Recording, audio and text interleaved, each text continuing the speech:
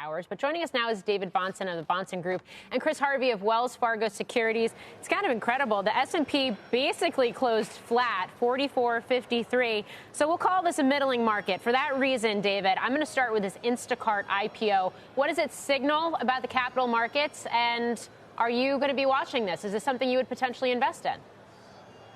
No, I wouldn't touch it with a 10-foot pole, and that doesn't mean it doesn't go up on first day, and it doesn't even mean it won't go up a year down the line. It just means that these companies going public at significantly lower valuations in the last private rounds, this was unheard of when I was growing up in the business, and having it happen all the time now, it's become like expected, and you have really significant companies, name brand companies, Uber and Lyft are great examples from pre-COVID era, going public that are still today trading at a significantly lower valuation than their last pre-IPO fundraising. Instacart, unfortunately, is in that same category. We just don't think that it's the same IPO market of the 1990s. The money is being paid to founders. It is not being paid to investors in a public round. So interesting. You don't think that at a $9 billion plus valuation versus the $30 billion plus valuation 2 years ago that the market's correcting itself here with some of these IPOs like an Instacart?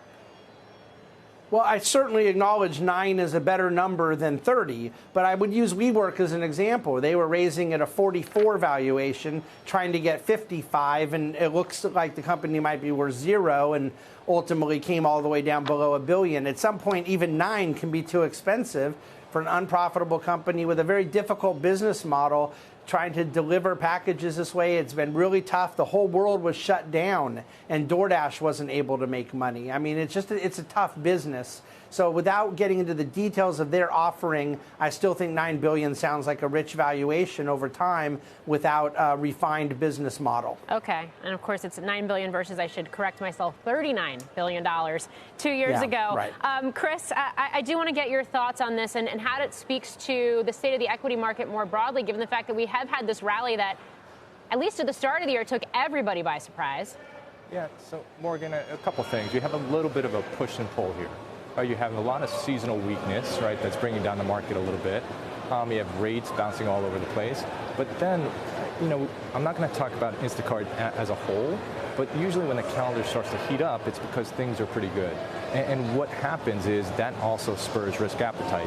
I don't want to use the Vegas example, but I'll use the Vegas example. You get on a hot streak, you make some money, and then people take on more risk, right? And some of these IPOs have been trading pretty well.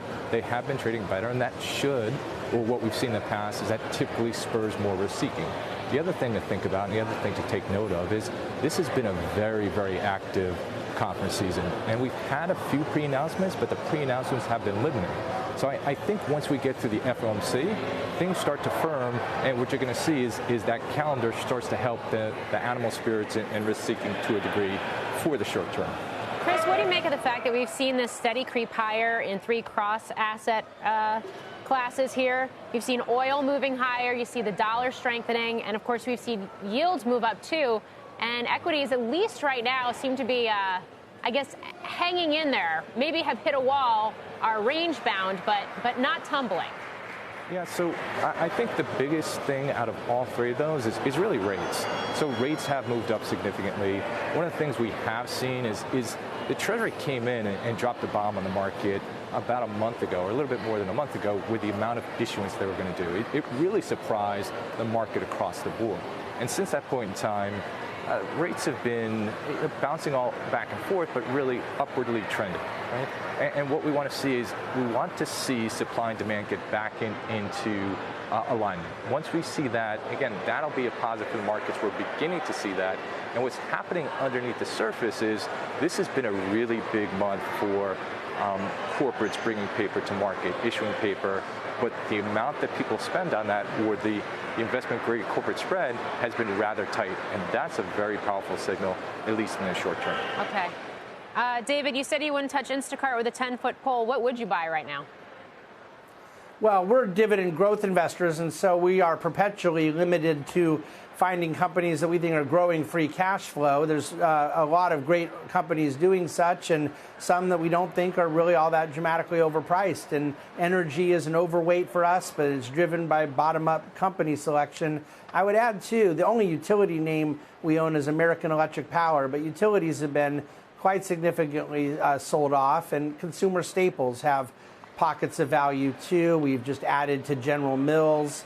We love some of the asset managers. Blackstone and Apollo and Blue Owl are companies that we like quite a bit. So there are opportunities where there's long-term defensible business models growing free cash flow, and you want that balance sheet strength in a position like this where there is a lot of question marks on what the Fed will do, what the economy is doing.